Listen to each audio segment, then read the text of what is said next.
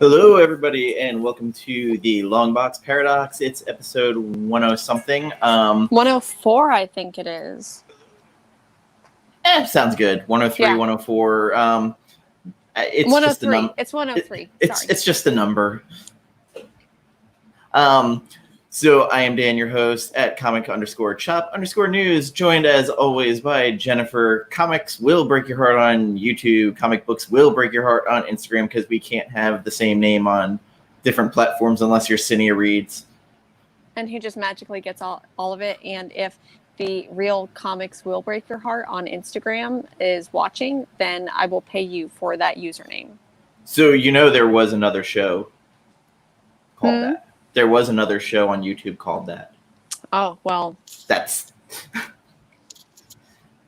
But it's not mine. It's neither here nor there. Yeah. So this month, join us the week of Thanksgiving for Neil Gaiman's Sandman. We have a packed house for that. Gonna be joined by, for the first time on a book club, our lovely friend Sid, Cartoon Sid. You may know her from such shows as The Dune Over. That's it. That's the only show she's on. Yeah. But going to enjoy having her and John's Comics with Kids. Possibly that comic girl. Do we know? Yes, I'm 99% sure. We confirmed Mars, who is probably one of my. I mean, obviously, like everyone else, I love Sid, I love John, I love Mars, but Mars is seriously one of my favorite people. So, and the comic queen Nat, who's been on a bunch, one of my favorite people in the world, just sweet, and one of those people who, if you're a dude and mock girls who collect comics, I fucking dare you to fuck with her collection. I dare you. If comic book collecting is like a dick measuring contest, she wins. She got a big dick. She wins. She has that big comic collection energy. So, she also has all the original issues, singles. Yes. So my heart just broke a little bit there, but that's okay because one day I just have number 8. But you got the reprint of number 1. I do have the reprint of number 1, so that's kind of fun. Does she have that? No, I'm just kidding. I do have the number 8. It's really dark, but that's okay. She also has 20 copies of Saga number 1. Oh my god. Yeah. I have one, and I have a couple copies of the reprint. She did one of those multiple Mondays and was showing all her copies. I was like, what the fuck? Yeah. Yeah. Did you happen to see what Andrew had on sale on his site? Yeah, for $550, a signed which copy is actually by Brian which is actually a great deal because it especially graded 100%.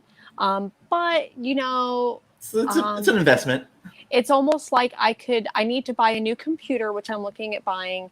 Yes, because using your phone, your battery's dying quicker and quicker. Yeah. But hey, for an 8 from years ago, it holds up. Which you and Dillbot have something in common. What's he just that? Upgraded from his 8. Oh, okay, yeah. I don't know which one I'm going to get yet, but we'll see. I'm liking my 12 Pro Max. I got the 256 one. I always go with the larger storage because I save a ton. I save a ton of music on mine. Probably a good 50% of my storage is digital comics and stored music. I switched to Pandora for my music, and I don't. Oh no, not Pandora, Spotify, and I don't regret it. From Spotify or to Spotify? Using Spotify because I've got 700 songs on there right now, and I just pay my subscription and it's there. I mean, I don't own it, but in this week I bought stuff on sleeping pills and don't remember. Your PS5? Oh. What New is Mutants, the 4K Steelbook. I don't remember ordering it, but I'm just going to think that I saw a picture of Anna Taylor-Joy as Magic and was like, you know what? I haven't watched it. I should just go ahead and buy it. And fuck it, I did it. And my lack of sleep brought to you by PlayStation 5 and Apple iPhone 12 Pro Max because I had to wait for the UPS guy to show up, and they didn't make their delivery window and showed up 4 hours later. Nice. Yeah, so 6 o'clock they showed up at the house after having to stay up all day. The only like other person who I personally know who ordered a PS5, it was stolen. Josh So told me. yeah, so I'm sure that even though you got a lack of sleep, you actually got it. Oh no, they would have dropped it on my doorstep. I had to be there for the iPhone. Yeah. So, I got it all set up before I had to go into work. That's awesome. Yeah, I didn't get to play it yet. Oh, yeah, that's all right. I just have my iPhone. I'm just like, oh, it has low light in front facing now. Yep, that low light portrait mode. Didn't use portrait that much. Well, thank you for coming to PlayStation and Apple Talk.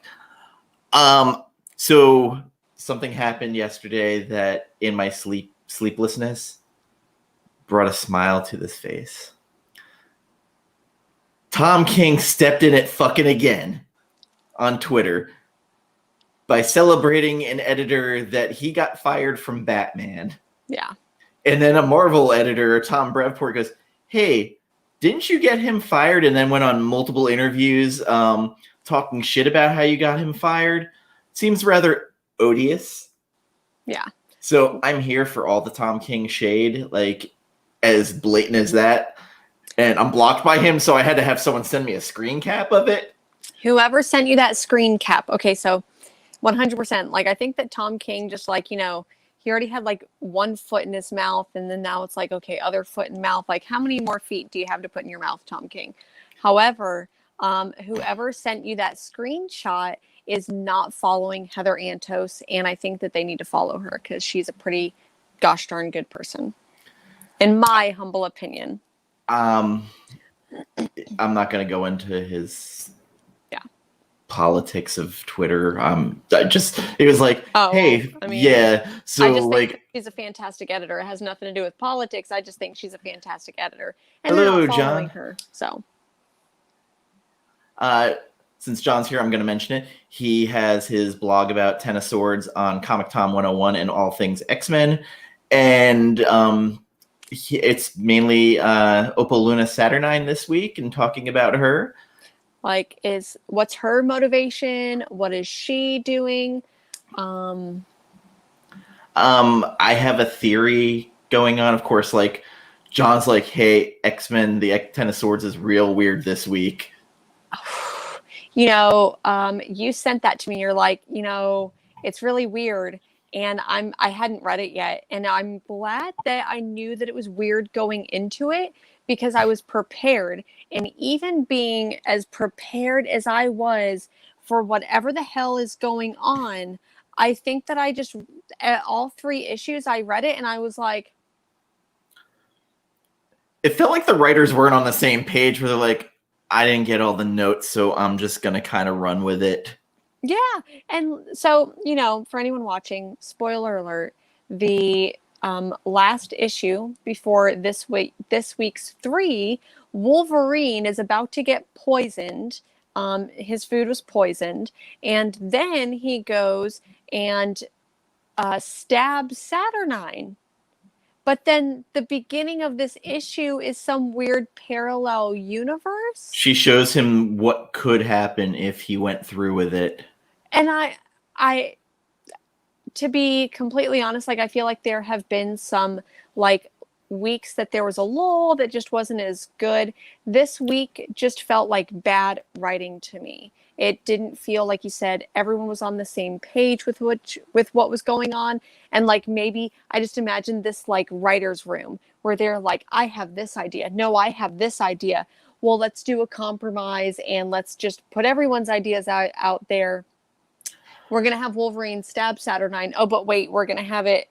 Yeah, this week was, I don't know, a little bit off for me. I literally was reading going, what is this? The Tri-Wizard Quidditch Cup? Like, what the fuck is going on? Like, it just, it felt like a Goblet of Fire. Mm-hmm. Where it was like all these weird, like, quests and multiple people having to fight multiple times. Yeah. Also, it felt like they're kind of running to get to the grand showdown. They are. And so kind of like a, quick rundown of everything that's happened is that And I feel like this is where it gets a little bit muddy with the series, because there are like 4 or 5 storylines that are going on. We've got a little bit of like Apocalypse with his wife, and that, and then there's Krakoa and Aroka, whatever it is. Whatever it is. Yeah, and so you've got this tarot thing going on, and everyone's got to go get their swords, and now they've got the swords, and now they're meeting at Saturnine's big old palace. And then I don't know. I don't know what was going on. I feel like I'm lost. I'm lost at this point. Saturnine and Emma Frost are kind of drawn the same. Yeah, that's honestly what I thought. I thought that this character was Emma Frost. So who knows? Maybe we'll get some weird reveal. Also, shout out to the advanced preview solicitation of Marauders after Ten of Swords, with Kitty and Emma Frost stepping on Sebastian Shaw's head. Oh, I haven't seen that. It's beautiful. Okay. It was in Marvel previews, I think. Got it. Okay. But it's an advanced solicitation, but like Dodderman's just killing it on those fucking covers. Mm-hmm. So Marauders 14, I think, was the first one. Marauders 15 was Marauders 15 because it came out back to back. Marauders 15 is part 14 in the 10 of Swords series.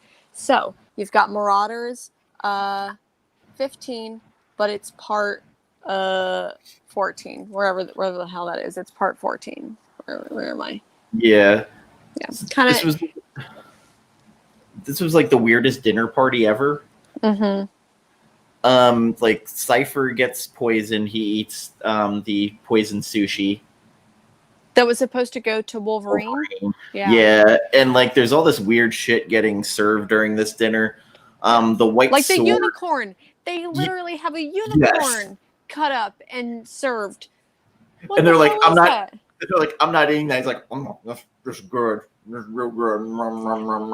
The one thing that I didn't necessarily, I guess part of the confusing part of this is because, like I said, the last issue, Wolverine stabs Saturnine. So it leaves us on this big cliffhanger.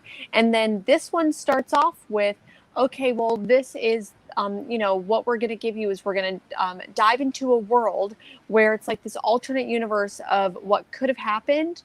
And then it goes straight back to the dinner party. So it's like, why the fuck even bother doing that? And then at this goddamn dinner party, there's like 20 different conversations going on in this dinner party, and none of it matters. There was some big dick energy from the White Sword. Mm-hmm.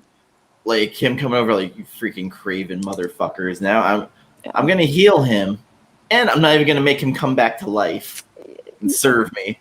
He's not conscripted into my army, but like you could kind of see the hate. And Fuckboy Cable's got like my favorite line of, "Wow, real awkward, huh?" When he's with Apocalypse and his wife. Yeah, there is a moment where, let me see if I can find it. I wasn't going to do it. Maybe this is it. Oh, so Apocalypse says, "Weird is a human word, Cable, used to describe a reality that their small minds fail to grasp. You'll understand that in time when you have more experience." And I was just like, for as much as I love Cable, this was that like pulling him by the ear moment. Like, sit down, go sit at the kids' table, Cable. Well, there's also the line here where Apocalypse and Genesis are just staring at each other. It's like, "I see you did well with the children." She's like, "I did my best." Yeah. It's just so uncomfortable. And then like the death with the scarab, and like Wolverine's already got it in his mouth, like, nom, nom, nom. That was supposed to go to me. Whatever, bub. Which I'm glad we at least got one bub out of him this issue, or maybe one of the issues we got a couple of different bubs out of him. There were interesting conversations going on in the party, and then Iska and Cable, like, I feel like there's some relevance with Cable here. Mm-hmm. When he talks to Iska, he's like, "I really don't want to fight you," and she's like, "That's a very smart thing for you to say. Mm-hmm. You might just live." Yeah, and for him to, um, I'm thinking of what's his name, who ends up fighting, um, but It's weird because he like Cable kind of starts to feel like inconsequential, like he just insignificant. mm-hmm. And it's probably a weird feeling for his like fuckboy mentality. Yeah. And there's a panel here where Magic walks up behind him and is like, "Hey, what's going on, guys? Let's play some games. See if you really can't be beaten." Yeah. The facial expressions they gave her like just made me laugh a little bit. But they're stacking glasses and all the other stuff, pinning the tail on Pog. Oh, yep. Which is, to me, it's kind of weird because I feel like Magic has this like no nonsense attitude, but then she's fun when it doesn't matter, I guess. But the next issue I really, really enjoyed. I think that this one was the one I did enjoy, even though this 3-issue part got really weird for me. I just love that Jubilee shows up the next. They're just not going to explain what happened there with Jubilee, huh? No, I don't think so. I felt like, did they switch writers? Like, or are they just saying like, oh no, that never happened. That was just another Saturnine illusion. Like, who knows at this point? I'm still along for the ride. I need your thoughts on this, John, because I'm sure you were confused because we were trying to think about, unless because she's a vampire. Also, like, mm-hmm. I don't know.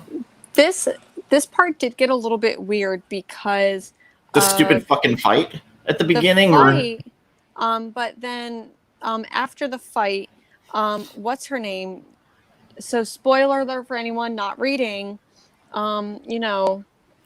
Betsy ends up going to gets shattered into a million pieces, and like literally she says she's breaking and just ends up on the floor, and I just feel like there should have been more of what's going on. And then I can't think of all the names, but I just want to keep calling him Mr. Britain, but he just ends up like having to get married. This was so weird to me. Shout out to Phil Noto on art on this issue. Oh yeah, for sure. Yeah, like the whole wedding thing, and I'm like, what is the point? Like, I don't get it. Like, it's kind of fun because he's like confused because he can't understand her. It's the first language he's heard that he's like, what she's saying, like, I don't understand. None of it's coming through, and part of the language that she's speaking is like threatening, but then the one person who can hear her is like, you should take it as a compliment. Hey Perry. Also, like, one of the weird things, he goes all Muad'Dib, where he's like, you're pretty. Yeah, where he's like, okay, like, I guess I'm into this because you're really pretty, and I have no clue what you're saying, but, I did get some, and man, I wish I knew that I could remember their name, but gave me some Big Barda feelings. A little bit, yes. Like maybe with the character design and that, like, she's taller and can like pick him up. I got some Big Barda feels, which I love Big Barda. So would that make him Miracle Man? I do want to shout out John's. No, it would not make him Miracle Man whatsoever. But I do want to shout out John's comments saying that Jubilee is a big missed opportunity. I love Jubilee, and I think that she deserves a lot more credit than she gets. Yeah, just very confusing how they did that. And then the last issue was Wolverine, which this was even more weird, like the choices they made here. And I think that one thing that could probably turn people off from this is because the artwork, even though all of the different artworks like they're great. It's not that they're bad artwork, but it switches so much from issue to issue that it just I feel like it sets the tone, but then switches the tone so fast. So I do wish that it was more consistent, but that's how we're gonna magic in the upside down world. Yeah. But that is how we're gonna get the 3 different issues in a week. Like, one artist couldn't pop out. I mean, maybe they could, but sans cocaine, I assume. Yeah. I mean, I got excited because I was like, oh, Magic's thrown down with the fucking crocodile, and I was like, wait, arm wrestling? Pog. And she kept calling him a different name, and he goes it's Pog. She goes, whatever. I think she called him Pork or something like that. It was something weird, Hog. It's Hog, right? Oh yeah. Hi, Kim. I just want to comment out. Kim in the comments. Hey, Kim. Yeah, everything seems to be stacked in Aroka's side. Oh, for sure. At the end, we kind of get a recap where Krakoa won, Arako, whatever, however it is. It's 3 or 4 at this point. So we'll see. A shout out though to the panels where Wolverine is fighting Summoner. Mm-hmm. That is a wild ass fight. That is some Jodorowsky shit. Also, I just want to go ahead and say, speaking of Summoner, that's just a wild ass. We get a lot of ass shots of Summoner in this. So, not only is it a wild ass fight, it is a wild ass Summoner. Wass. And Wolverine lost by winning. Yeah. Because they're no, the winner died. It was oh, okay, that, okay, sure. And then Wolverine has to have a drinking competition with Storm. Well, they have a drinking competition, but then there's this very charged moment between them where they're about to kiss, but then he gets taken away. Things are about to get wet and messy. Yes. Wham? Wet and stormy. Wolverine and Stormy. A little turbulence. Yeah, a little turbulence on that flight. And Saturnine now has Shogo as her personal dragon. Yeah, she stole Shogo, man. And I got all excited. I was like, oh, Solomon War are going to throw down. And then it's I know, here's Wolverine. He owes me for that sword. And, oh, by the way, he killed your son. Yup. Okay, fight now. Yeah. Uh-huh. And then there's the part he's I'm drunk, I can barely see, and she sticks the sword in his throat, and he's like, can you get this out? It's uncomfortable.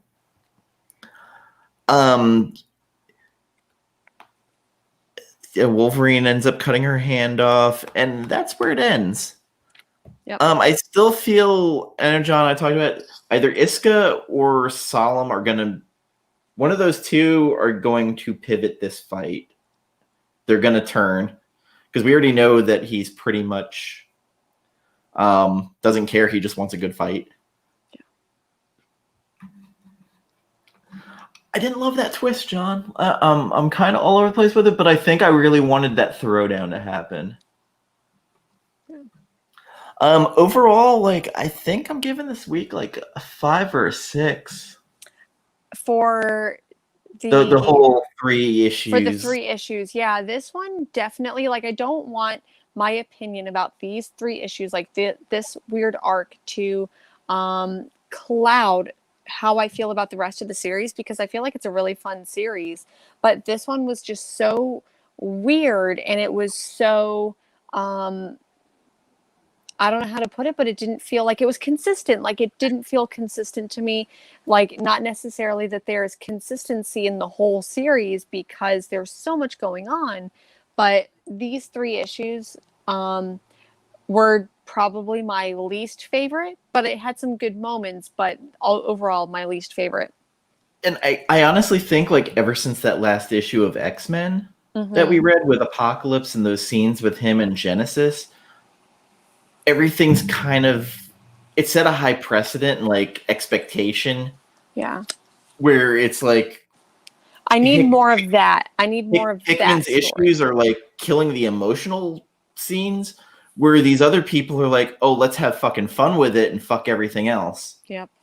Like that last Hellions issue where, you know, Mr. Sinister made me laugh. Like, yeah. And, you know, Rod and John and I have all, like, agreed that Mr. Sinister... I mean, the issue was trash, but Mr. Sinister was awesome. Yeah. Okay, so that is our 10 of Swords of everything. Yeah, that's the 10 of Swords. That doesn't count in the weekly 3 that we're going to talk about. So we are still going to talk about 3 other comic books. Yes. You go first.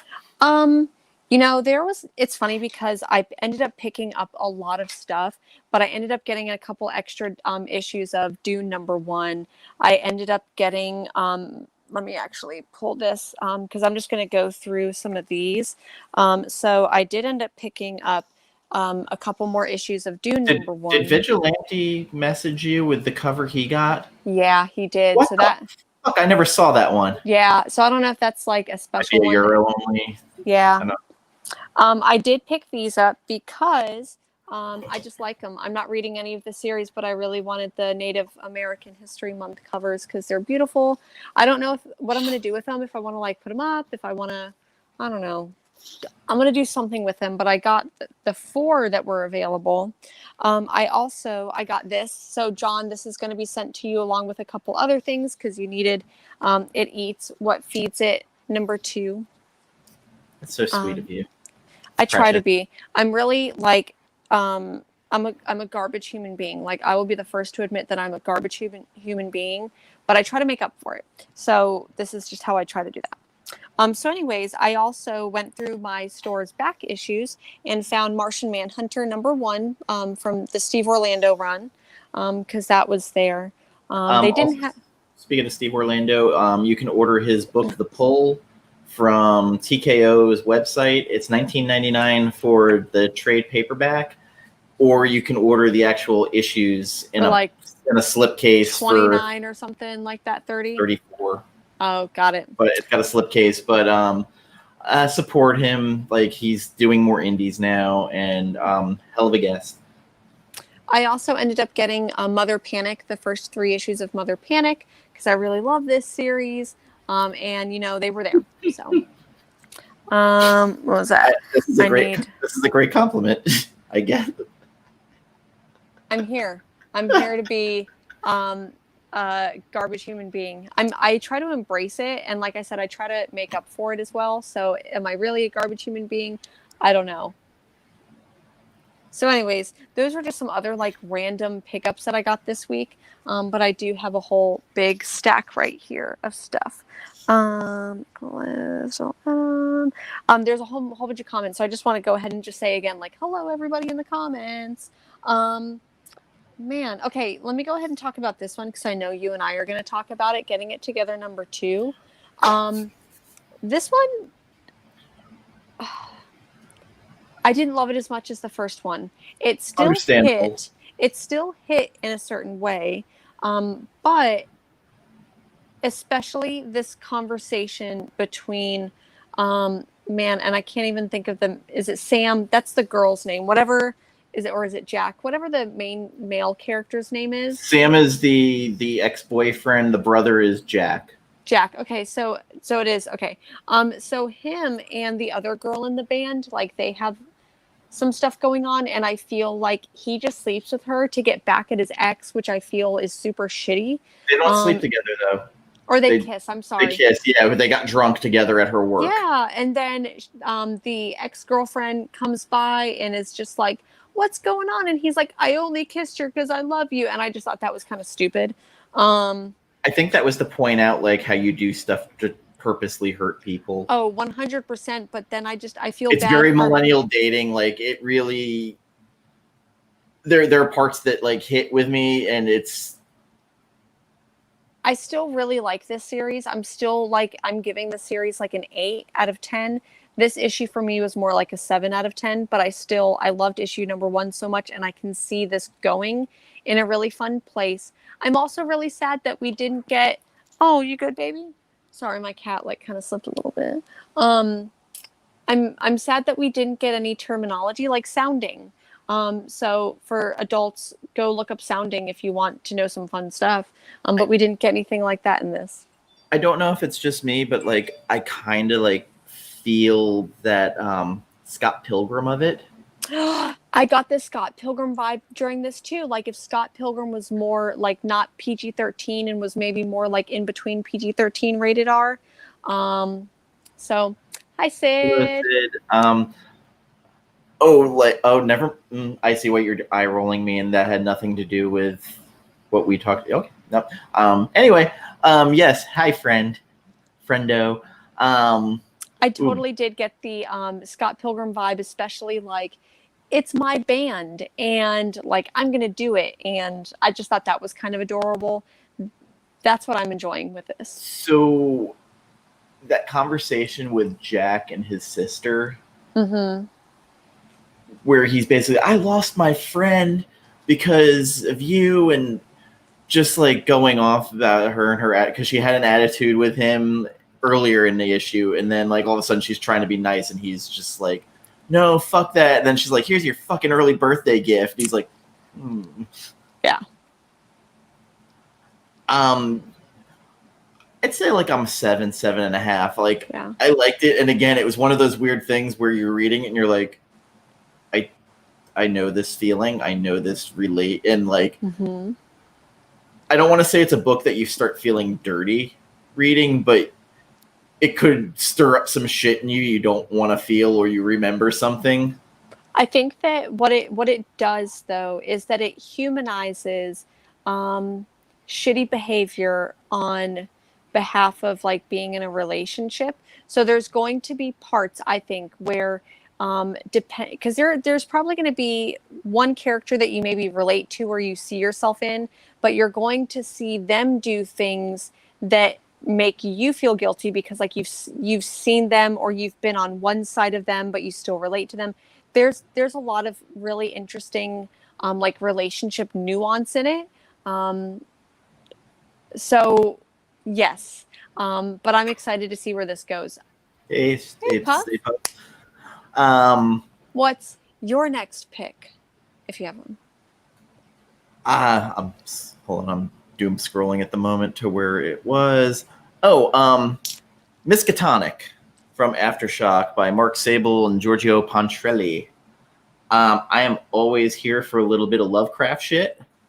As you people might know if they watched our stream talking about Reanimator with Vigilante. This was an interesting issue. I thought the art it flowed well. Like, it wasn't beautiful, but it wasn't like, it didn't distract you either. And especially if, like, I find on like Lovecraft horror type books, you don't really get the best art. Yeah. They're almost like fan films, it feels like. Yeah, a little bit. Our main female protagonist, she was actually very interesting. She's a detective. I'm into it. Like, I'm down for the next issue. Like, I have a hot take about this book. I want to know your rating, and then I'll go into my hot take. I'm a 6. Okay. I would expect it to be a little bit higher from what you just said. I would probably also rate it a 6, but like my 6 is more like maybe your 4. I enjoyed this book. However, because I think that I am coming off of having just watched Lovecraft Country, and thinking about this book, if this book had come out 10 years ago, it would have been, in my opinion, like Lock and Key. Like Lock and Key, I think, is becoming one of those modern classic books. I think that if Miskatonic had come out 10 years ago, it would be there. But yes, this really cool female protagonist is doing some cool things, going up to New England somewhere like Innsmouth. And she's fighting racist demon, so like KKK demon people, kind of like we would see in Bitter Root. I feel like this story really wanted to tackle things like racism, things like sexism, maybe a little bit of classism as well. But I think that it's really hard to tell that story now of like, let's fight sexism, let's fight racism with no people of color characters. And if we're really going to fight sexism in a comic, why is she the only female character? So I think that keeping it true to Lovecraft. So I think that if we really want to have that conversation of let's fight racism, let's fight sexism, let's get more than just a white person fighting the KKK. So like I said, if this story had come out 10 years ago, I would be like, this is a modern classic. Thinking about stories like Lovecraft Country that in so many ways hit the nail on the head about a lot of those issues. Lovecraft Country did it better. This is still, I think, going to be a fun series, but I need to see more people of color. I need to see more diversity in this book. That's my point of contention. Lovecraft during this pandemic has become a thing. That what? During this pandemic, that like there's like this weird Lovecraft resurgence. I think so. I think that I'm going to go ahead and call this, because I bring it up often about these things. I'm going to call it the Avatar effect. And what I mean by that is that what's his name? James Cameron wanted to do Avatar for a really long time, but didn't do it because the technology wasn't there. And so there's a lot of technology that he used while doing Avatar that he couldn't make that movie until he made the technology was made, whatever. So I think because like a lot of Lovecraft's ideas are like in these things that don't really translate well with practical effects. I think because the technology is starting to be there, especially when it comes to movies and TV shows, we can now see some of those ideas. So like, I think about The Color Out of Space. I think about Lovecraft Country, which is Lovecraft, H.P. Lovecraft light. Like it does tackle a lot of other stuff more so than like Lovecraftian themes. Like more like the backdrop and not like exactly. But I do think that a lot of those like otherworld monster type things, that technology to do it well just came about within the last decade to do that in film and TV. So I'm going to go ahead and, like I said, dub it the Avatar effect. You heard it here first. Well, actually, speaking of Avatar, that's what happened with Alita Battle Angel, where like he sat on that property for years waiting to be able to actually do it the way he wanted it. And then he's like, I can't direct it here, Robert Rodriguez. I'm just going to paint the broad outlines and I'll get the tech for you. Yeah, for sure. Like, because I even think about Dune, right? Like, I know we talk about it a lot on the Monday show. In another year of like, they were waiting all these years without a 14-hour Jodorowsky cut. Exactly. So like 100%, would I have loved to see a 14-hour acid fueled nightmare dreamscape of a movie? Yeah. But I think that we needed to see the 1984 David Lynch Dune in order to appreciate the now 2021 Villanueva Dune. I just want the furniture. That's what I'm here for. Yeah, I need those filing cabinets. I need a Dune collection at IKEA. IKEA, I need some bookshelves from you, but can I help you out and do like a Dune inspired furniture collection? Can we collaborate on that? Call me. I am talking about Dune. Oh my God. So for those of you that don't know, John on Instagram posted like, hey, here's this Marvel movie lineup. Which one are you most excited about? And I'm like, where's Dune? And I'm like, oh shit, it says Marvel. But seriously, like Dune just needs to come out. Marvel did publish the Dune series. Thank you. Thank you. 80s. So Bill Sienkiewicz art. Paul is officially a Disney princess. Chani is a Disney princess. Jessica is a Disney princess. Please and thank you. I would also accept Shai Hulud as one. Yeah, Shai Hulud is a Disney princess. A cute sandworm destroying. Yeah. I need like a cute little like pop figure of a sandworm. Oh, we'll get one. Yeah. With a tiny little paw on it. Yeah. Yeah, your next one. Okay, so Miskatonic was the one that we were just talking about before we went on a wild ride of a derailing. Hello, Hack. There was so much that came out this week. Let me go ahead and see what else I got. I know why Sid's here. Yeah. You know what? I have did I already do one? Okay, so I've got 2 others here that I can talk about. I'm going to save my other hot take for last.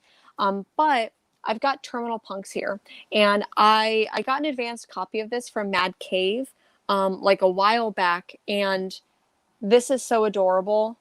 It's like to me it's like Lumberjanes. Like that's how I feel with this, except if Lumberjanes was about this punk rock band that needs to fly to New York, and when they get to the airport there is an outbreak of a disease, so they are quarantined inside the airport with a whole bunch of rabid monster animals. But it's super adorable. Tell me more. I really enjoyed this. It's really, seriously, like it's really good.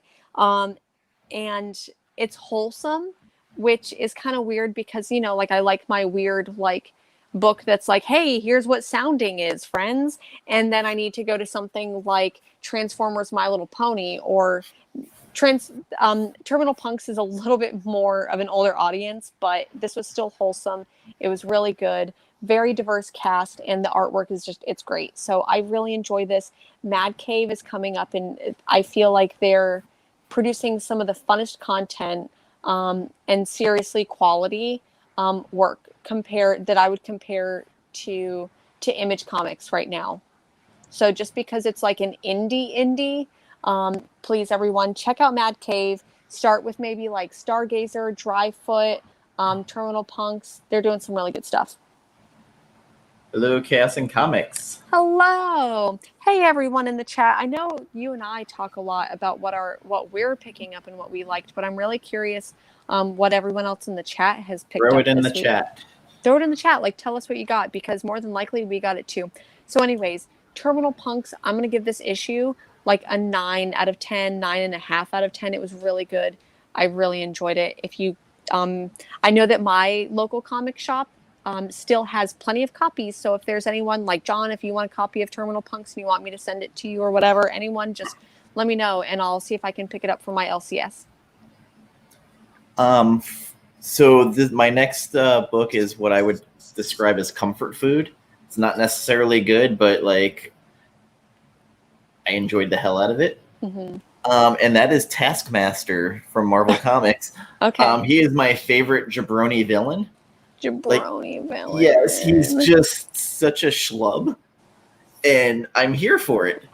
Like literally, it starts with them playing golf against him and these Magia goons, and Bullseye's on the other team, and they're playing golf, and Maria Hill's been killed, and they're on a golf course, and this person on a motorcycle comes out and starts chasing after Taskmaster. And he's on a golf cart and driving around this golf course getting shot at. And literally, I just explained almost the whole issue. That is, so I wasn't going to pick up Taskmaster. Like, it's just, that character's not necessarily like on my radar or anything. But man, now that you say that, I really hope that my LCS has that, because I may pick it up, because it's wholesome. It's fucking ridiculous. I'm reading it just going, I'm having like way too much fun. I shouldn't have this much fun reading comics. Like, I need to be depressed. I'm a depressed adult. I need comics that match. Listen, it's not getting to my life. Yeah. I guess, he's kind of corny. Like, he has his moments, but I don't know why. Like, I gravitate to him because his powers are stupid. Like, he literally, like, I remember he had like basically a gym for what I describe as like training henchmen. Do you think that Taskmaster is a himbo? No, he's not quite himbo status. Okay. So maybe that's the comic that I need to write, is Taskmaster Taskmaster Himbo. Himbo Taskmaster. Like Absorbing Man might be more himbo. Okay. Yeah. You know, if you're into that Mr. Clean look. Yeah. Mr. Clean, Mr. So like Taskmaster's powers, he can watch someone do something once and he has photographic reflexes. He can master that task, essentially. Yes. Like in this they show him like driving like Ghost Rider. Like just some real weird stuff. But Andrea Vidi, the artist, does some facial expressions here that like completely capture the essence of the story. It's almost like Tom and Jerry like. Okay. And the Nick Fury's in it. It's weirdly fun. Like I enjoyed it. It's completely stupid. I will not hesitate to call it stupid, but I dug it. 6.5. I'm acknowledging. How can you say that you genuinely dug it, but then you're like, 6.5? Because like to me, like that sounds like an 8 book. Because of what it is. Like maybe I'm getting a little bit too much of like technical with it. Like, well, like, it's not a work of art. Like literally, it is like I'm gonna eat this Chinese food. It's General Tso's chicken. It's gonna be really good. But the thing is that like, do you go to Publix and get Publix sushi knowing that it's going to be the best sushi? No. But for sushi. What it is, okay, leave. And I don't eat seafood. I don't like it. Oh my God. So anyways, but okay, let me go ahead and say this. Maybe you go to Subway and you're like, I'm going to get a Subway sandwich. You know it's not going to be a chicken tender pub sub from Publix Deli made by someone who hates you, but you know it's going to be really good. I don't know what Nightly News is. Ooh, I'm curious on what your thoughts on Tartarus are, because that I feel like was an underrated title and I've really been enjoying it. I did not love Tartarus when I read it. Boo. I enjoyed it, but I think that with that book for me, I liked enjoying it a little bit inebriated and getting just lost in the artwork and the action. So maybe that's, not that I recommend being on any substances, but whatever. That's how I enjoyed it. Silver Surfer Black then with the Trad Moore art. I loved Silver Surfer Black. That was I could totally just get lost in like one page of just looking at that. So your next book. My next book, and this one's going to be like maybe like my last like major review. Maybe I'll do some 1-sentence reviews on some other stuff. And I told you that I had a hot take on this book. So Punchline. Here's what I have to say about Punchline. It was so much better than it fucking deserved to be. This was actually halfway decent. I am officially the fucking joke. Joke's on me. This one was a good one. I enjoyed it. It was hot take. Here's my official hot take statement. This one was better than Three Jokers. Not that that's a big statement, because in my opinion, Three Jokers was like a dumpster fire of a book. I didn't really enjoy it. Punchline was better than that. I must still be asleep because I feel like I'm not. This is like a waking nightmare. This was good. It was better. I'm not saying that like this is like the best title of DC, and I love Punchline, but I think that it did some credit to the character, because it feels like there are some like obviously like some things that I'm just like about Punchline, because it's like the podcasting, fucking get the fuck out of here with that shit. But I think that what that does is it does speak to like modern audiences, and I think that like that's what we kind of need. And especially, okay, so for anyone who hasn't read Punchline, she is basically retelling the story throughout the book about how she got involved with Joker and how she has this plan. You know, Joker just wanted to go into the audience and tell that one audience member and convince them. But in reality, she wants to tell all of Gotham the plan, and that's her plan. She's doing a podcast. Like, I think that this is talking about those influences, like, and I don't want to give this shit any credit, but like that QAnon shit that's going around, like how dumb shit like that influences people and how it does it subtly and under the radar. Like, to me, that's the perspective that I have of like what's going on with Punchline. But like, seriously though, I think this is fun. I've seen a lot of fan art where it's basically just like a punchline Harley Quinn lesbian scissor fantasy. But I think that Punchline is a fantastic character in this particular book. I actually dug it. As much as I made fun of it, I am now the joke and she's the punchline. So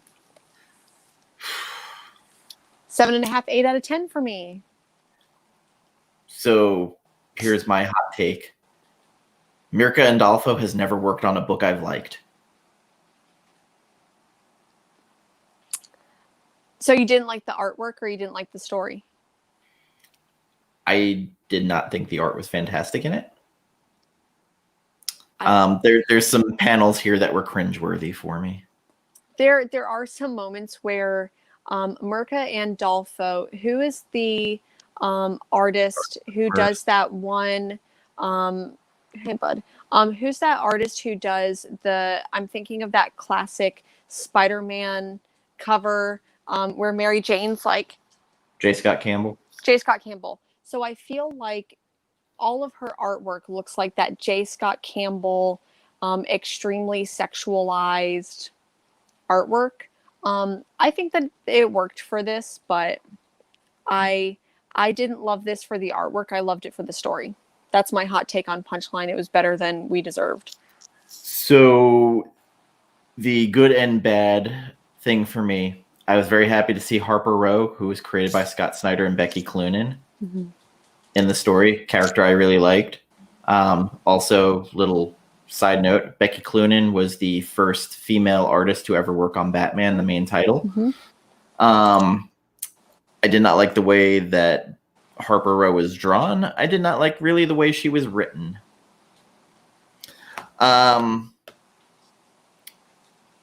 I just despised so much of this story. Like, it's just... I am so glad that I enjoyed this and we have like extremely differing opinions on this. It's trying so hard to be a Dateline story. I think it worked. Like, that worked though.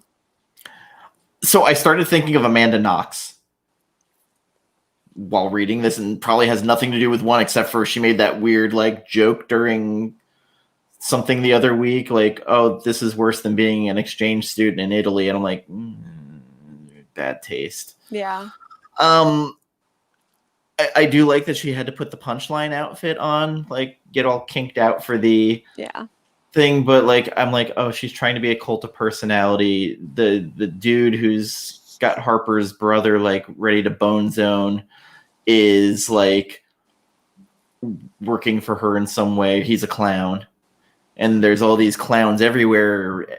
I've seen this story before, like, and I think that's mainly like what is hitting me. Like, I've seen this before, whether in media or in other stories. I don't see her as a tragic character. They tried to kind of make her like that to a degree, like where it twisted her. Probably one of the best panels was when the cops are escorting her out of the car and she's got the running makeup. But like, the last page was just fucking horrible, with the brother putting the mask down as Harper's up in as Bluebird, which I still hate that name, code name, but you know. Yeah, I enjoyed this.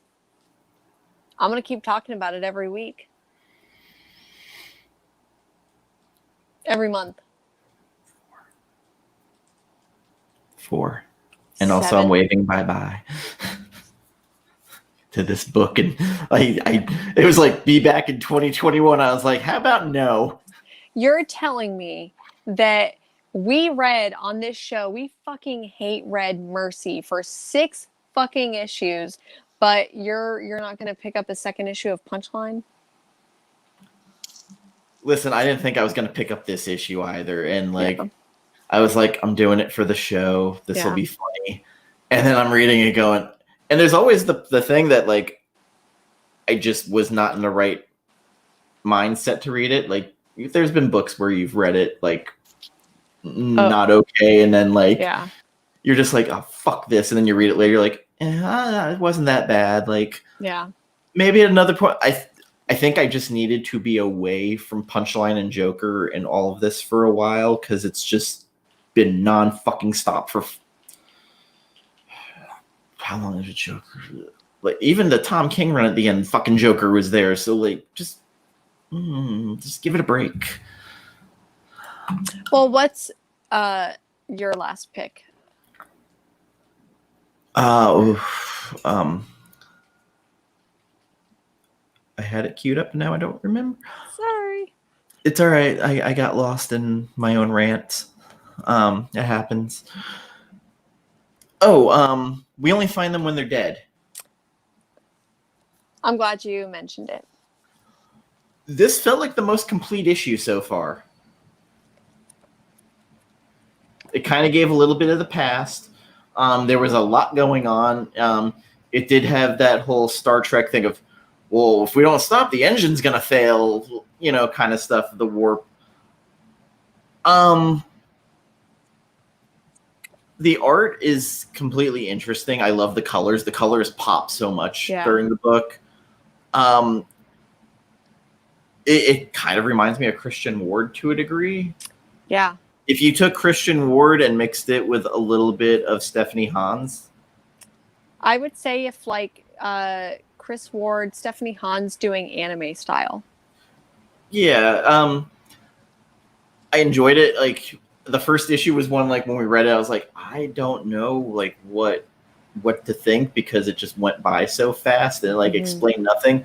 But seeing the god come alive was fascinating. Like, that's what I think I needed. Like, to be honest, I think that I read issue number 2 and I'm like, where is this going? I'm not connected to the characters. Maybe I don't know what's going on. But then with that, it got better. I'm sitting at a 7 on it. I would say a 7 is solid. Yeah. Yeah. I enjoyed it. Like, again, it's still one of those, like, I don't know where it's going still, but I'm at least interested enough to like want to keep going. Unlike Gideon Falls, where I just keep hate reading it and hating myself every week, going, why, every month, like, why did I do this again? Like, what? Well, it just ended, right? I wouldn't even know I stopped. I don't even want to know how it ends. Like, I can't do it to myself. I think that it did. Or they announced it, so maybe like another issue or something. I got like a couple of other books that like. Yeah. But go ahead. One of the ones, and I'm just gonna give like I'm not gonna go into like big details with a lot of these. I picked up Resident Alien, thinking maybe I hated this book. I did not enjoy it whatsoever. I think it's because it threw us into a world and didn't explain anything. Maybe it's because I was like, oh, it's a sci-fi series, it's going to be fun. And then I haven't seen the sci-fi series or whatever. I read it. I hated it. I'm not sure, and I guess I just expected more out of Dark Horse, especially thinking if this is a sci-fi series that they picked up and they canceled Vagrant Queen for this, I'm salty about that because I did not enjoy this at all.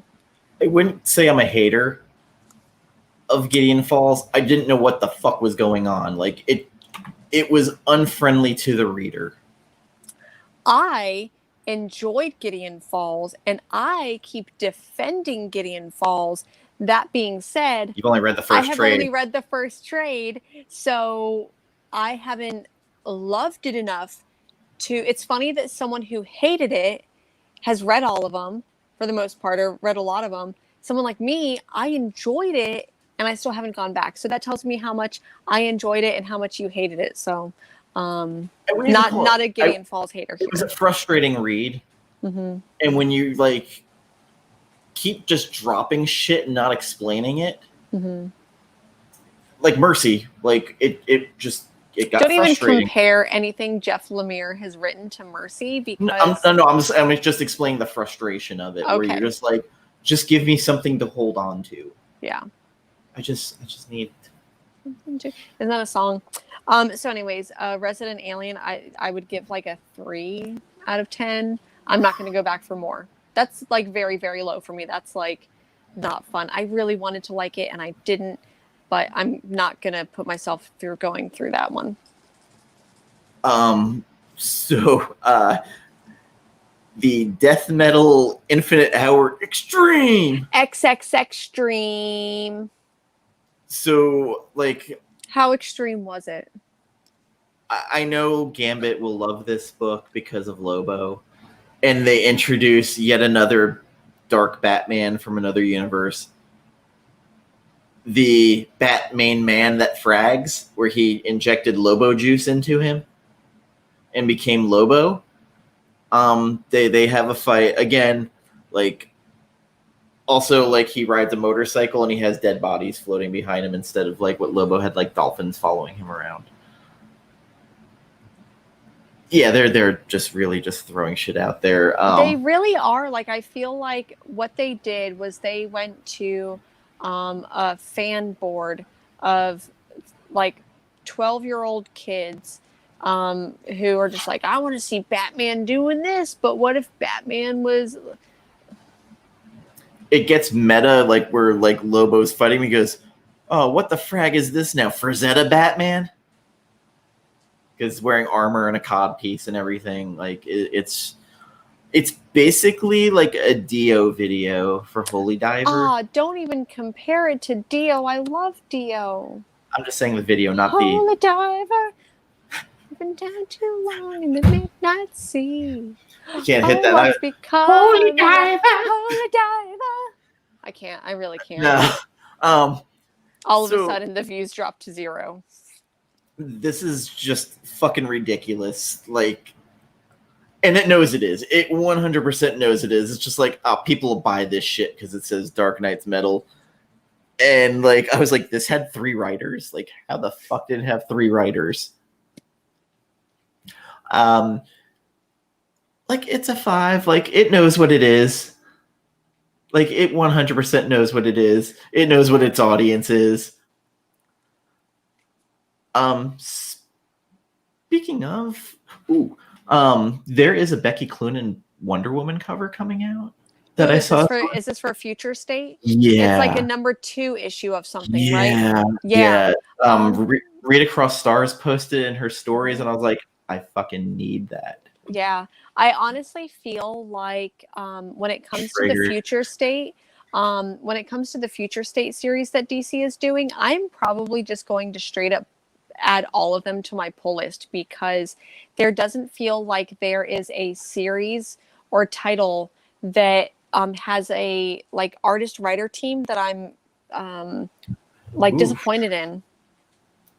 Oh, Chaos. I don't. Ooh. I love Dio more than I'm almost there with you, Chaos. I love Dio more than I love Dio more than I love Black. Like, seriously though, Heaven and Hell, OG Black Sabbath is a banger. But at the same time, Mr. Crowley, just by Ozzy Osbourne, is also one of my favorite songs. But it's just Ozzy Osbourne, it's not Black Sabbath. So I kind of agree with you there. I'm not gonna laugh. Like, I always pause when I start hearing "Pocket the Moon." Thank you everybody for Metal Minute. Yeah, your next book. You know what? Okay, so I've just got a couple here. I I ended up picking up this one. I almost did not. I'm not sure if I'm going to go back just yet to this one, but I picked up this title called Scarenthood, and it I got is a fucking hot take on that motherfucker. That was my next book. okay. So like I mildly enjoyed it. I thought that it was kind of cute. It didn't hit me in the way that I would love it. I don't think that I would be upset if I picked this up and just read it as a trade, but it's basically about, and forgive me, this is probably horrible if they're Irish or Scottish. I think they're Irish. I don't remember. I don't remember them actually ever saying. So that's probably horrible of me. I hope someone educates me in the comments. But they go, this like single dad or whoever, he goes on a field trip with his daughter and a bunch of other parents, I guess. And he, as a joke, is going to go investigate this local legend, urban myth type thing. And when he does, he finds this thing and then loses like 10 hours. It's kind of cute. It's kind of wholesome, but a little bit like Scooby-Doo-ish in a way. But I don't know what your hot take is, but I'm ready for it.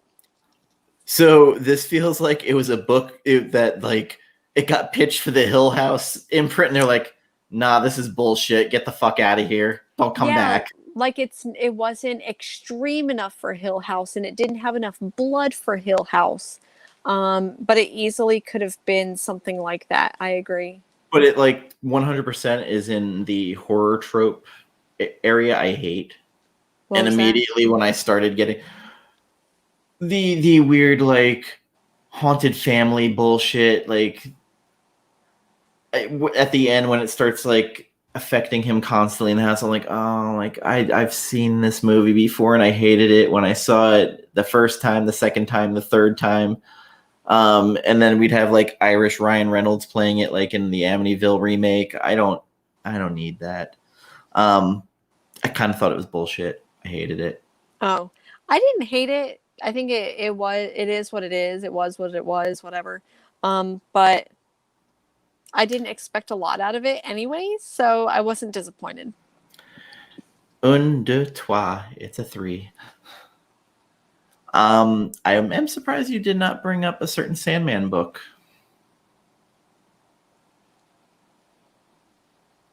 Am I missing something? Dreaming Waking Hours. Did that come out this week?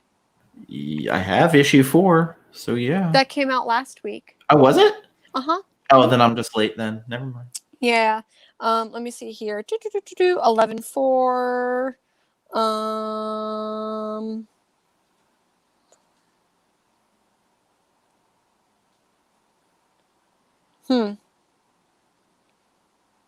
Yeah, I'm like 99% sure I got that last week. Oh, okay. Well, never mind then. Yeah. I picked up American Ronin issue 2. I kind of liked issue 1. I did not feel very strongly about issue 2, so I might be done. So I don't really have a number grade on that. It's just kind of like I guess a 5 because I'm like I might not pick up the next one. Mm-hmm. I think I'm pretty much tapped out because I fell behind on my reading. The only other, so I just have, here, I'll go through these really quick. Issue number 2 of The Vein came out by Oni Press. This one, lesbian vampire Bonnie Clyde feels. They go, so it's kind of like a time traveling thing where they're like doing like heists and shit in different parts of history. So it's kind of cute. Bless you to someone off screen.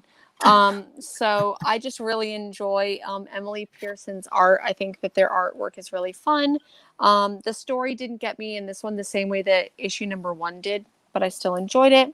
I'm surprised that it's Oni Press that's doing it instead of like Vault, but I guess Vault is doing like maybe some other vampire stuff, so whatever.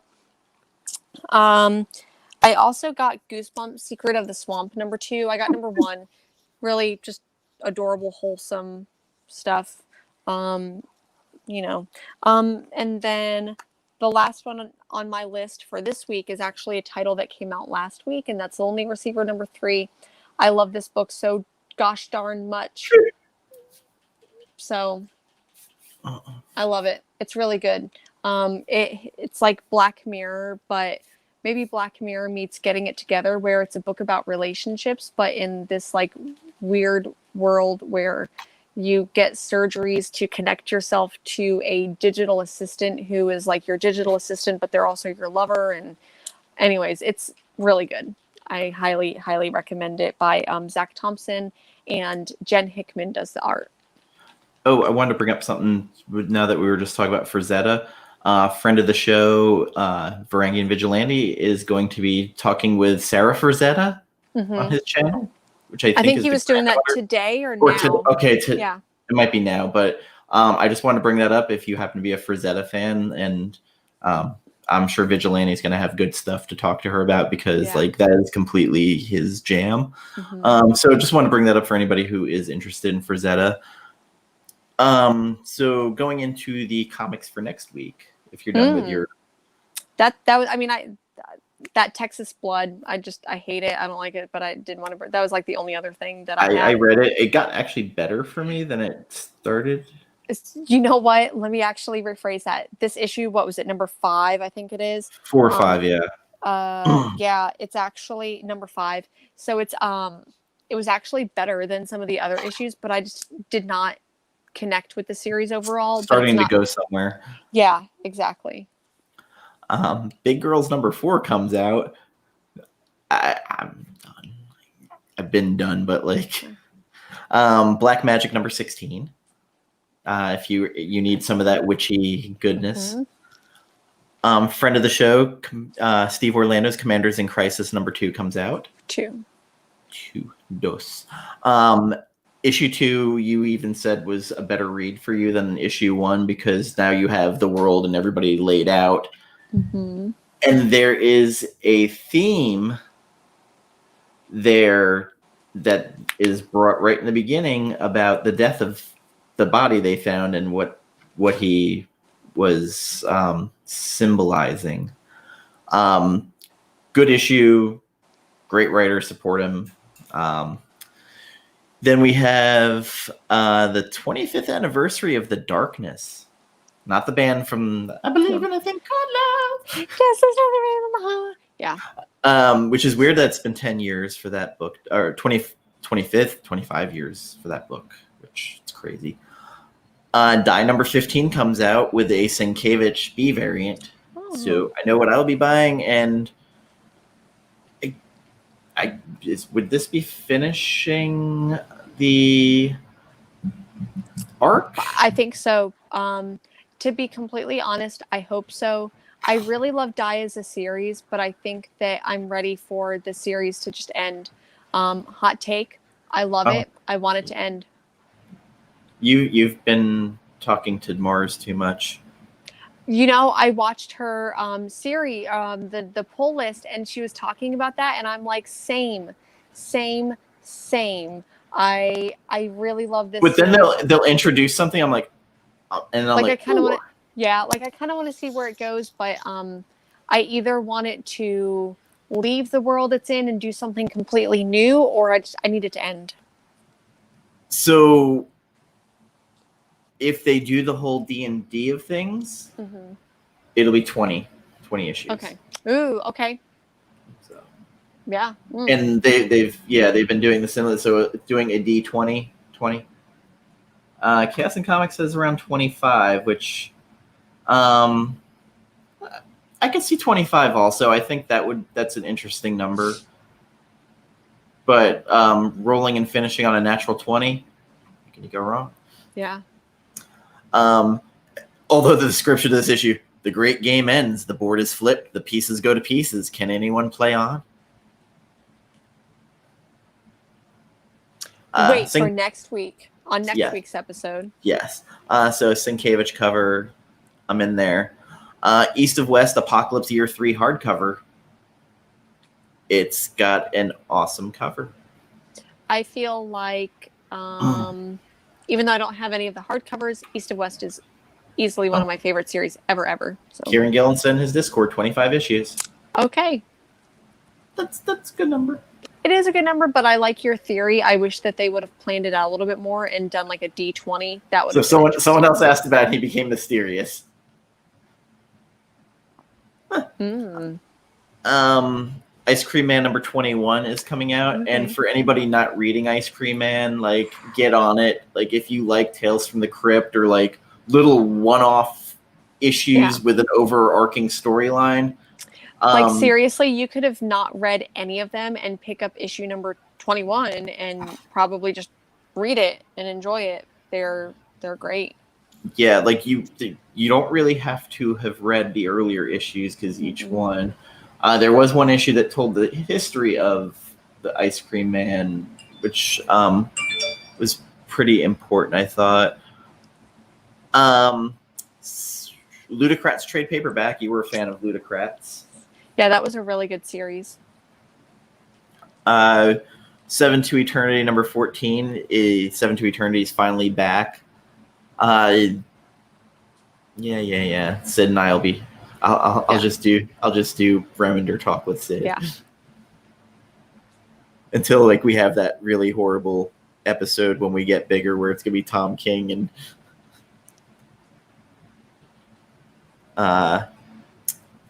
Remender on with us.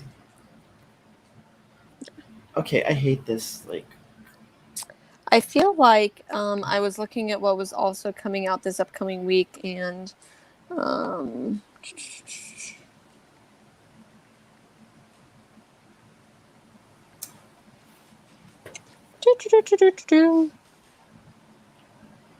my window hit a pop-up, like a weird split screen, and I'm not sure how to get rid of it.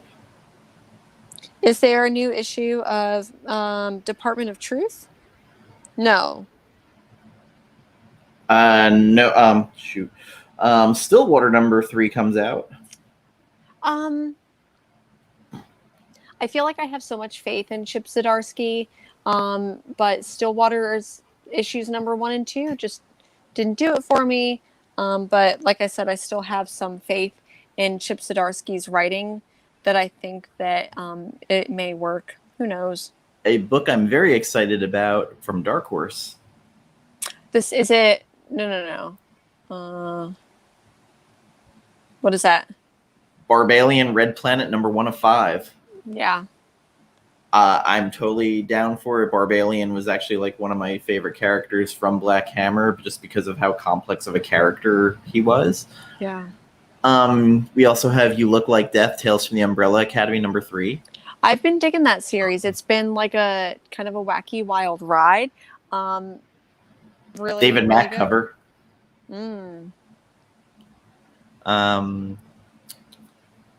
And from IDW, it's mostly Star Trek, Usagi Yojimbo, and My Little Pony. But just regular My Little Pony, not My Little Pony Transformers. No, and then a book called Sea of Sorrows. That must be a. Is that a trade paperback or? No, it's a single issue. Okay. It's number 1. I'm thinking of so there's a series Sea called of like Stars. Sea of Stars, and then there's also Sisters of Sorrow. So there's just, think about changing up your titles, people. The Iron Man Avengers Marvel Snapshot comes out from Marvel. So finally you get that Iron Man cover you've been talking about. I read the first one, which was our boy Cyclops. Really enjoyed it.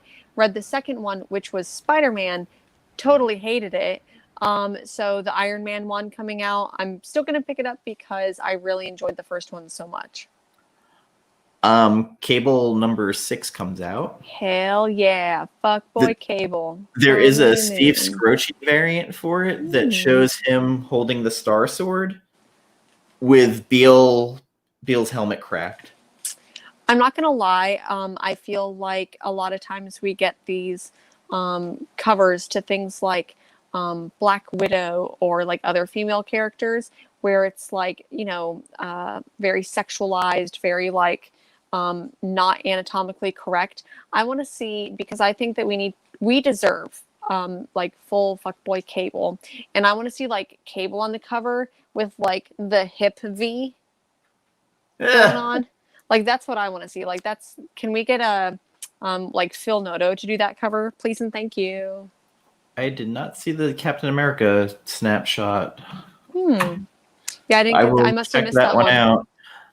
We have Captain America number 25. It has the variants that you picked up this week. It's another one of those. The Native American Heritage History Month. Yes. For those who want to know more about Saturnine, Excalibur Omnibus comes out. Okay. By the great Alan Davis. We have Fantastic Four number 26, which has a Chris Anka Namor Phoenix variant. If you want that hip V. Please and thank you.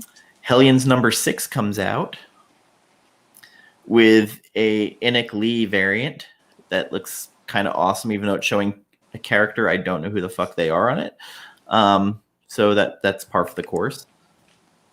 And none of them have swords, so they have nothing to do with the main storyline. So this is like I think they were trying to kill, their mission was to kill them or something like that. I expect more Mr. Sinister shenanigans. Yeah, Mr. Shenanigans. There's an Immortal Hulk, also Native American month cover. Juggernaut number 3, which actually I kind of like Juggernaut so far. I haven't been reading the Juggernaut series, but have heard good things about it. So if I can pick up 1 and 2, maybe I'll pick up 3. Shouldn't be a problem picking up. Marvel Voices, Indigenous Voices number 1, Ghost Rider Viregi, or I can't pronounce it. There's also a David Mack variant with Echo on it that is awesome looking. Yes, I've been seeing that cover floating around on them interwebs, internets. Yeah. David Mack is one of those people I don't think people appreciate as much as they should. I've been in love with David Mack because I started reading Kabuki the same time that I was reading Sandman. So I think a lot of people only know David Mack because of the variant covers that he does, or the covers in general that he does, as opposed to the interior work. But if you like his covers, seriously check out Kabuki. It's a little bit hard to get into because there were some publishing things, like it was published and then published by Image. So yeah. Also, he did the introduction issues of Echo on Daredevil, which I really liked. Star Wars Bounty Hunters number 7 I'll pick up just because they have my favorite jabroni bounty hunters in there, Zuckuss and Forlom. Yes, if they're schlubby characters, I more than likely will end up being a fan. I figured out. Soon we're going to get inundated by the whole King in Black. So everything's going to be King in Black variant, blah, blah, blah. But we have Venom number 30 coming out. We have Widowmakers, Red Guardian, Yelena Belova number 1. I'm sure that's going to be super, super hot. And by super hot, I mean probably not. And then X-Force or something. No, there's not. Actually, Ji Hyung. And that was kind of a joke because I feel like anything that gets hot is like, oh, it's got a Peach Momoko cover. It's got to be good. I like Peach Momoko though, so whatever. Joke's on me. I'm the punchline. There's a lot of Wolverine covers for X-Force. Like he's focused on both. It says chivalry gives way to fury. A knight must kneel. I don't know if it's in front of Zod, but we'll find out. The A cover is actually the best by Dustin Weaver. Dynamite, we don't read, so. I mean, like in all reality, there's only Dynamite only publishes 1 or 2 titles. They just have 20 different variant covers. So I don't know. I don't see the point. What's in Future number 13 comes out. And we get Something is Killing the Children coming out, brand new. There is a Bloody Blank sketch variant. Ooh, that'll be a hot book to pick up. Yes, I'm sure Gambit will pick up because he picks up every sketch cover. Yeah. And I might pick this up because I never got it. Girl Walks Home Alone at Night number 1. Who is that published by? Behemoth Comics. Okay. But it was based off the book, and there was a movie on it, Muslim Vampire. see. Bad Mother number 4, I will pick up. There's another book called Children of the Grave coming out from Scout. I'm probably going to pick up. Scout? I mean, Scout sometimes is hit or miss with their stuff, but they've been pretty fun. Devil's Red Bride number 2 comes out. So that was a fantastic first issue. So, yeah, definitely going to pick that one up. Are you still picking up Engine Ward? Yeah. Oh, hell yeah. Love Engine Ward. Number 5 comes out. Okay. Grendel, Kentucky, I will be avoiding like the plague. I hated issue 1 like passionately. And We Live number 2 comes out. Okay, that was a good one. It was like cute, a post-apocalyptic story with like a little Fallout manual. It was an adorable pickup. And I hope issue number 2 of that one, they had like little QR codes for the music, so you can find that on YouTube. I thought that was like a fun little interactive experience. So that was cute.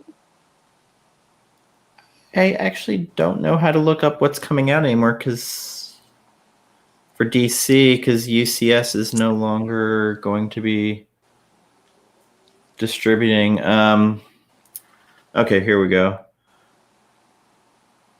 Batman 103 comes out. Jenny Friesen Catwoman cover.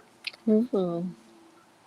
Dark Knight Death Metal number 5 with an embossed metal cover. We Live. I was kind of all over the place with that. Like it was okay, but I wasn't over the moon with it. Like everybody else, I liked Giga a lot more. I think that there have been a lot of like a post-apocalyptic. I mean, post-apocalyptic stories have been obviously around for a really long time. Origins came out and They Live came out to me. Like I feel like those 2 titles are pretty similar. I really enjoyed both. But We Live, I thought was a really cute title. We have Dollar Comics, The Sandman number 23. Why would Sandman number 23 be like a... It has something to do with Sandman Lock and Key. Okay. Then my bitch ass is picking it up. Which that's coming out by IDW sometime this month or next month, right? I believe it's this month. Yeah. Or maybe next month. I know we were talking to Andrew about co-promoting, and I thought that was a book we were going to be talking about, so that might be a good one to... Yeah. Morpheus, the Lord of Dreams, is looking to atone for the greatest sin he ever committed, condemning a lover who spurned him to hell. Mm-hmm. That definitely is a big part to me of like the storyline. So yeah. Oh, Lucifer has a curious favor to ask him in return, and a deeply unwelcome gift in the form of a very particular key. It's been a while since I've read that issue, so like I'm actually like trying to figure out myself. Like, oh, the key. Now I just need Dr. Yue to start screaming, "The tooth! The tooth! Remember the tooth!" Joker, Harley, Criminal Sanity by Cami Garcia. I've actually kind of been liking that because it's a different take. And Cami Garcia wrote, is that because they wrote some like of the DC she did the kids' books, yeah. Yeah. Justice League number 57 by Josh Williamson. It ties into Dark Knight's Death Metal, which is like, I hate even saying that word like over and over. Rorschach number 2 comes out for all you people who just need a bit of try hard in your life. So I did not like issue number 1 whatsoever, but I think the main reason why is that I didn't feel like it gave me any new information. I might pick up number 2. Who knows? You will because of one reason. The variant. The variant is by just mentioned her before. God damn it. Who is it? Peach Momoko. Peach Momoko, yeah. So if my shop doesn't always get those like variants and stuff like that, but... And for the Babs Tar fans, there is a variant of Teen Titans 47. I might get that because I do like Babstar.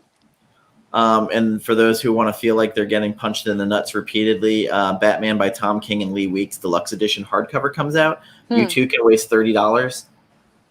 Batman 3 Jokers hardcover. Also, if you'd like to feel like you're getting punched in the genitals.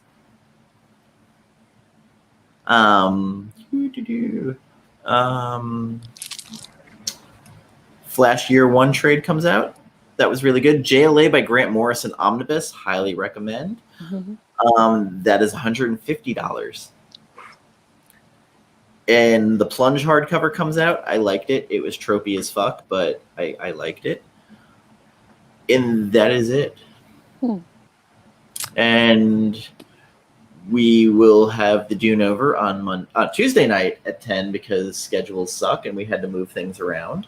Okay. Actually, you're like, okay. I'm like, okay, I'm here for it. Yeah, well, it's Tuesday scheduled. It's in the books. Yeah. And we have to figure out the week after because that's another problem.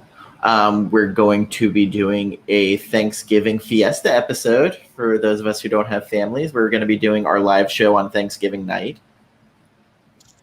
because we are your friends and family, apparently. Yeah. Friendsgiving, Comicsgiving. I may be drunk. Oh, I will be inebriated. So that'll be fun. And then that same weekend, we have the Ink Panels Graphic Novel Book Club, where we'll be talking Sandman with a packed house. Packed house. And join us for my birthday. I mean, my birthday is the week before, but yes. whatever. Neil Gaiman probably won't be there, but probably will be there. Well, okay. Probably will be there. Is it in the same place that our intro that you were going to have made was? What do you mean? When I said, hey, if I upgrade, oh yeah, work on an intro, and you're like, yeah, sure, I'm off tomorrow. Oh, Crickets. yeah. Totally did not do that. Yeah, I know. But, you know, we'll see. Thank you. I think it'll just graze on the actual watch. Of course it will. Yeah. Everything grazes off of it. Yeah. Just slicing a little piece of Alan Moore off time at a time. Tom King, the barnacle of the comic world. I wouldn't say that, but let's I'm sure I'll get like a message later about someone's bestest friend. We're at an hour and a half, so I think we're at a good stopping point. Yeah. Thank you, everybody in the chat. Sorry, I interrupted you. Oh, no, I was going to say thank you for everyone in the chat. There were so many fun people in the chat. Thank you for everyone who's still here. I know we're supposed to say this, and I feel like we always forget. Like and subscribe and comment and turn notifications on. We are 10 away from 300. Yeah, so tell a friend. Tell a friend or just make gag accounts and just, Yeah. I mean, I'm not above that. I'd like to make 20 cents off of this eventually because we're if we hit 300, we'll be 700 away. Weirdly, though, the one thing. So we're only 710 away from 1,000. The one thing people struggle with, strangely, is minutes watched, which we have that in spades. Yeah. Chaos and Comics, if I am not subscribed to you, I have a second account, so I will make sure that I get you to 600 today, one way or another. If there's a way, Chaos and Comics, I'm pretty sure I'm already subscribed, but if you can put your link in the chat, then I'll be more than happy to try to subscribe if I'm not already. Yeah, that actually typing in Chaos and Comics must be tough for you. It is. Sorry. Have I mentioned I'm punch drunk from no sleep? No, that's okay. So yes, I think I've gone through everything. Do you have anything to add? Anything happening on your channel or Patreon or? I have plans, but it's never there. So Chaos and Comics, just a heads up, I did just subscribe. So hopefully that got you to 600. Oh, only wrenches can drop links. Oh, then let me go ahead and see if I can do this. Even though we're about to be done. I believe you are a wrench in mine. I am a wrench. In many ways. So many ways. Yep, it's there. Yay. Okay, so everybody subscribe to Chaos and Comics. Subscribe to us because, I mean, it'd be nice. Yeah. So congrats on 600 Chaos and Comics. And take care, everybody. And we'll see you next episode. Bye-bye.